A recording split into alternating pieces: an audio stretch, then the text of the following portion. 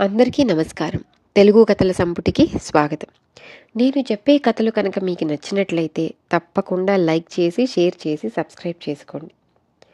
చందమామ కథల్లో తొలగిన వైరం. ఇది రాసిన వారు రాంబాబు. ఎంతో సఖ్యంగా ఉండే సప్తగిరి, హిమగిరి రాజ్యాలకు సరిహద్దుల్లో నివసించే ప్రజల మధ్య జరిగిన ఒక కొట్లాట కారణంగా బద్ధశత్రుత్వం ఏర్పడింది. రెండు రాజ్యాల మధ్య రాకపోకలు రద్దయ్యాయి. సప్తగిరిని అమరేంద్రుడు, హిమగిరిని విజయభూషణుడు పరిపాలిస్తున్నారు. ఈ రాజుల శత్రుత్వ కారణంగా ఇరుగున పడ్డ దేశం కర్పూర దేశం. ఆ దేశాన్ని మణికంఠుడు అనే రాజు పరిపాలిస్తున్నాడు. కర్పూర దేశం వైశాల్యంలో సప్తగిరి, హిమగిరి రాజ్యాల కన్నా పెద్దది. సైనిక బలంలో ఆ చుట్టుపక్కల గల రాజ్యాలు కర్పూర దేశానికి సాటిరావు. అయినా రాజు మణికంఠుడు రాజకాంక్ష లేనివాడని, శాంతికాముడని పేరు పొందాడు.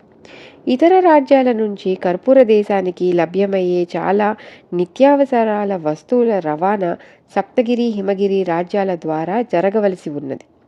ఇప్పుడు వాటి రవాణా ఆగిపోయింది. మణికంఠుడు ఈ విషమ పరిస్థితి నుంచి బయటపడేందుకు మార్గాల కోసం చాలా ఆలోచించాడు. యుద్ధం చేసి ఆ రెండు రాజ్యాలను తన ఆధీనంలోకి తెచ్చుకోవాలన్న ఆలోచన కలిగినప్పటికీ అనవసర ప్రాణ నష్టం కలిగించడం అతడికి ఇష్టం లేదు. ఈ సమయంలో మంత్రి వీరసేనుడు పరిస్థితి గ్రహించి మణికంఠుడికి ఒక ఉపాయం చెప్పాడు. ఆయన అందుకు అంగీకరించాడు. ఆ మర్నాటికల్లా సప్తగిరి, హిమగిరి రాజులకు మణికంఠుడి దూతల ద్వారా వర్తమానాలు అందాయి.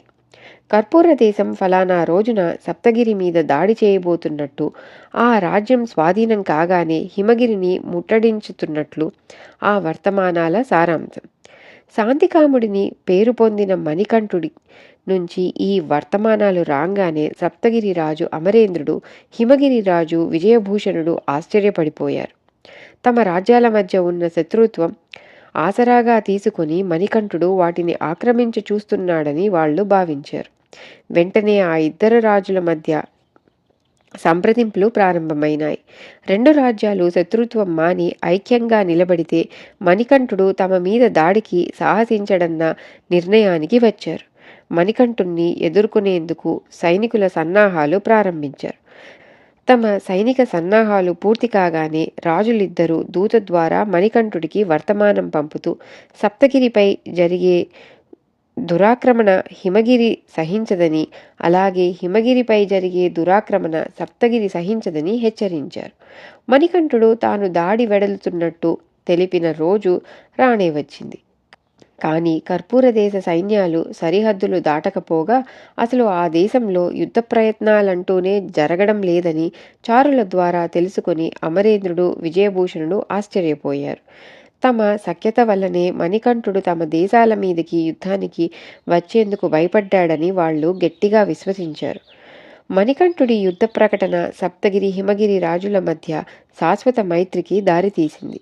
ఈ విధంగా కర్పూర దేశపు మంత్రి వేసిన పథకం వల్ల రెండు శత్రు రాజ్యాల మధ్య స్నేహం కుదరడమే కాక ఆ దేశాల ద్వారా కర్పూర దేశానికి వచ్చే నిత్యావసర వస్తువుల రవాణా సమస్య కూడా పరిష్కారమైపోయింది. ఇది కథ. తిరిగి ఇంకో చందమామ కథతో మళ్ళీ కలుద్దాం. అంతవరకు సెలవు.